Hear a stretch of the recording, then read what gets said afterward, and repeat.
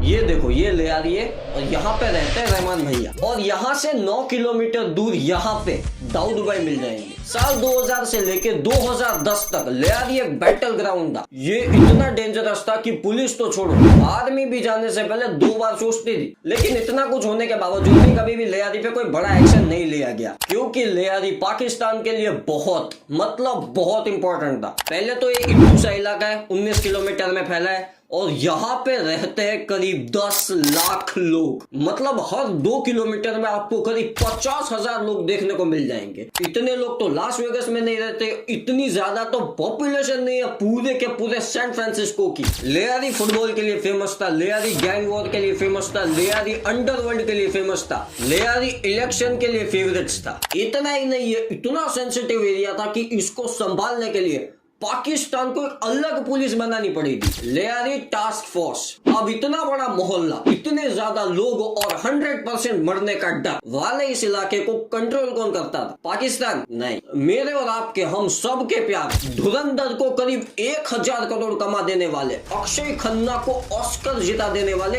Rahman Bloch.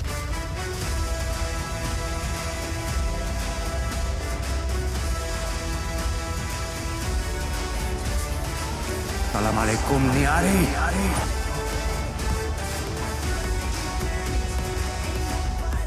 Rahman डकैत हमारे रहमान भाई ये बलोचिस्तान के थे और लेआरी में रहते थे। और लेआरी में ज्यादातर लोग बलोच ही रहते थे, तो इनका अच्छा खासा दबदबा था। यहाँ पे एक और आदमी रहता था, उजैर बलोच। फिल्म में इन दोनों को भाई बताया गया, लेकिन असल में ये दोनों भाई नहीं है। ये दोनों भाई नहीं थे, लेकिन दोस्ती तो अच्छी खासी थी, ये एक दूसरे के काम आते थे। अब यहाँ पे एक और आदमी था, अरशद पप्पू, बैल बुद्धि गधा आदमी, और ये भाई चाहता था लेआरी उसके कंट्रोल में रहे, लेकिन कभी रह नहीं पाई, क्योंकि लेआरी में हर जगह बलोचों का कब्जा था और बलोचों के राजा थे रहमान भाई। और इतना ही नहीं, रहमान भाई को पॉलिटिशियंस का भी अच्छा खासा सपोर्ट था। हमारी भुट्टो मैडम, लेआरी में पीपीपी, हाँ वो भुट्टो वाली पार्टी चलती थी। और ये जो अरशद पप्पू था, ये मुस्लिम लीग को सपोर्ट करता था, मतलब मुस्लिम मूवमेंट पार्टी। अब रहमान भाई और अरशद पप्पू के बीच हमेशा फाइटिंग होती रहती थी, कभी ये उसको मारे, कभी ये इसको मारे, कभी ये उसको, कभी ये उसको। और ये लड़ाई झगड़ा करते करते अरशद पप्पू लगभग खत्म हो चुका था, क्योंकि भाई इसके पास ना तो पैसा था, ना तो आदमी थे झगड़ने के लिए। और दूसरी तरफ रहमान भाई, इनके पास सब कुछ था, लेआरी के लोग इनके साथ थे, पॉलिटिकल पार्टीज इनके साथ थी, इनके काम धंधे अच्छे चल रहे थे, बंदूकें बना के बेचते थे। तो रहमान भाई तो फुल स्पीड में आगे बढ़ रहे थे, लेकिन इनकी खुली दुश्मनी थी दाऊद भाई से। बस ये नहीं करना था रहमान भाई। देखो मैं यहाँ पे एक ज्ञान की बात देता हूँ रहमान भाई, अगर आप सुन रहे हैं तो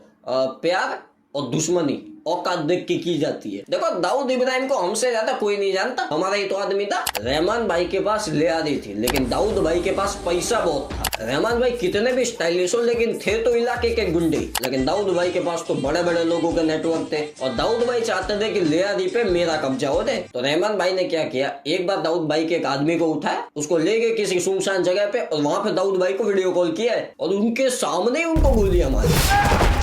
अब दाऊद भाई की बारी, दाऊद भाई ने कहा रुक तो रहा बताई। तो दाऊद भाई ने 2-3 फोन घुमाए, थोड़े से पैसे खर्चे किए, और यहाँ पे लेआरी में पोस्टिंग कर दी चौधरी असलम की।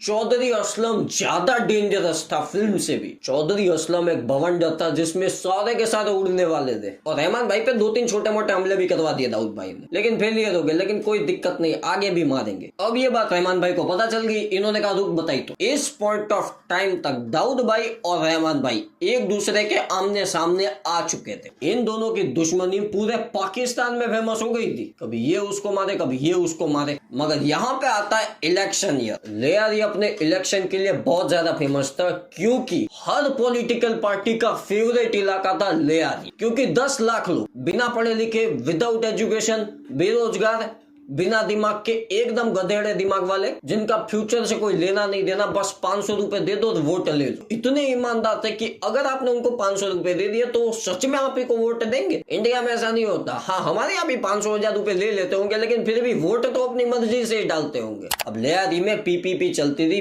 Pakistan peoples party. इस पार्टी का बहुत टाइम से दबदबा था लेआरी पे, क्योंकि इनको रहमान भाई का सपोर्ट था। साल 2008 इलेक्शन ईयर, वो पीपीपी वाले पूरी तरह से तैयार तैयार थे लियारी फतेह करने के लिए, और दूसरी तरफ ये मुस्लिम लीग वाले भी तैयार थे अपनी दुकान बंद करने के लिए। मगर किस्मत को कुछ और ही मंजूर था। इलेक्शन से ठीक 1 महीने पहले रहमान भाई घूम जाते हैं, क्योंकि बहुत टाइम से ये पीपीपी वाले रहमान भाई को इग्नोर कर रहे थे। जैसे कि रहमान भाई चाहते थे कि वो चौधरी असलम है ना, उसको हटा दो यहाँ से, यार बड़ा दिक्कत कर रहा है, बड़ा डेंजर मानूस है। लेकिन पीपीपी वाले ध्यान नहीं देते और एसपी असलम तबाही मचाता है। रहमान भाई ने कहा रुक तो ना बताई तो। अब ये तो गए मुस्लिम लीग में और बहुत ही ठाट बाट से उनका स्वागत भी किया गया। जिस पार्टी का नाम भी लोगों को नहीं पता था वो रातों रात फेमस हो गई और ये पीपीपी वाले अंदर तक हिल गए। और अब पूरे पाकिस्तान की नजर थी लियारी पे कि क्या होगा। इलेक्शन को पहले से इंटरेस्टिंग बना चुके थे रहमान भाई, मगर यहाँ एंट्री होती है दाऊद भाई की। अब was on Dawood Ibrahim, the boss of the Mumbai organized crime syndicate, the D Company. Dawood भाई ने मुंबई अंडरवर्ल्ड को कॉन्कर किया हुआ है। अपने टाइम के बड़े बड़े डॉन हाजी मस्तान, करीम लाला, मानिया सुरवीर और अरुण गौली, इन सब को पीछे करके टॉप पे पहुंचे थे दाऊद भाई। ये बॉलीवुड वाले बड़े बड़े सुपरस्टार जो अपनी फैन की तरफ देखते भी नहीं है, वो दाऊद भाई के एक हुक्म पर डोंगरी में ठुमके लगाते थे। इतनी बड़ी पुलिस, इतने ज्यादा लोग और इतना बड़ा शहर होने के बावजूद भी दाऊद भाई पूरे मुंबई में गदर मचाते थे। तो इनके लिए तो रहमान डकैत कुछ भी नहीं था, मगर रहमान भाई ने यहाँ एक गलती कर दी थी जिसका अंदाजा उन्हें खुद भी नहीं था। पार्टी बदलने की वजह से ये पीपीपी वाले रहमान डकैत से नाराज थे, और जो मैंने पहले बताया वो अरशद पप्पू, वो और ज्यादा नाराज हो गया क्योंकि ये मुस्लिम लीग में आ गया। दाऊद भाई ने पूरी तैयारी कर रखी थी और ये पीपीपी वालों ने चौधरी असलम को खुला छोड़ा हुआ था। इन शॉर्ट लियारी एक बार फिर से तैयार था बैटल ग्राउंड बनने के लिए। तभी साइद के दौरान 9 साल के निर्वासन के बाद बेनजीर भुट्टो पाकिस्तान लौटी थी। बेनजीर भुट्टो पाकिस्तान आती है और यहाँ से लिटरली पाकिस्तान की किस्मत बदल सकती थी। बेनजीर पाकिस्तान आती है, पीपीपी ज्वाइन करती है और इलेक्शन का फॉर्म भरती, और जिस स्पीड से और जिस रफ्तार से बेनजीर आगे बढ़ रही थी कोई आसपास भी नहीं था। और ये बात ऑलमोस्ट कंफर्म हो गई थी कि बेनजीर पाकिस्तान जीतेगी, मतलब पीपीपी इलेक्शन जीतेगी। और जैसे ये बात रहमान भाई तक पहुंचती है वो तुरंत ही दुबई की टिकट लेने के लिए भागते हैं कि भाई हम तो जा रहे हैं, यहाँ रहेंगे सब मिलके मारेंगे। क्योंकि देखो पीपीपी को सबसे ज्यादा टेंशन था इलेक्शन का डर, और रहमान भाई की जरूरत थी इलेक्शन की वजह से। लेकिन बेनजीर के आने के बाद वो जो लियारी का डर था ना, वो अब पीपीपी वालों के अंदर से चला गया था। इसका मतलब क्या हुआ कि अब लियारी में कुछ भी हो इनको कोई फर्क नहीं पड़ता, कितना भी खून बहे, कितने भी लोग मरे, चाहे रहमान मरे या कोई मरे, दे रियली डोंट केयर। अब फील्डिंग पूरी तरह से सेट थी और रहमान भाई की किस्मत, इनको दुबई का वीजा ही नहीं मिलता। सब इनकी करतूत है, ये पहले से ही जानते थे भागने वाला है, तो पहले ही बोल के रखा था कि जाने मत दियो रे इसको। तो अब रहमान भाई क्या करते हैं, अपना बिस्तरा पोटला उठाते और हो जाते हैं अंडरग्राउंड, क्योंकि वो पीपीपी वाले चौकीदार बने बैठे कि देश से बाहर नहीं जाने देंगे तेरे को। वो अरशद पप्पू ढूंढ रहा था इनको कि मिल जाए तो 2-3 मुक्के मारने कमर में। दाऊद भाई के फोन पे फोन आ रहे, मिला या नहीं। चौधरी असलम बलोचों का राक्षस ये गली गली ढूंढ रहा था कि एक बार बस मिल जा रहे तू। और रहमान भाई ने भी कसम खा रखी थी कि मिलके तो नहीं दूंगा मैं। अब यहाँ पे एक और ट्विस्ट आता है, बेनजीर भुट्टो डेथ। पूरे पाकिस्तान का फोकस बेनजीर पे आ गया था और बेनजीर बहुत फेवरेट्स थी पाकिस्तान में, और इनकी डेथ को आसानी से नहीं भुलाया जा सकता। बहुत टाइम तक इनके ऊपर फोकस रहता है लोगों का, जिस वजह से रहमान भाई पे फोकस हट जाता है। और करीब 3 महीने बाद पीपीपी इलेक्शन जीत चुकी है। दाऊद भाई भी काम धंधे में लग चुके हैं, चौधरी असलम को हवलदार बना दिया जाता है, लियारी में अरशद पप्पू बैठा हुआ है, और सबको ये बात पता चल चुकी थी कि रहमान भाई तो निकल लिए, इन्होंने देश छोड़ दिया, ये भाग चुके। तभी Rahman Dakat, one of the 2 main gang leaders of Liari, was killed in a police encounter late on Sunday night.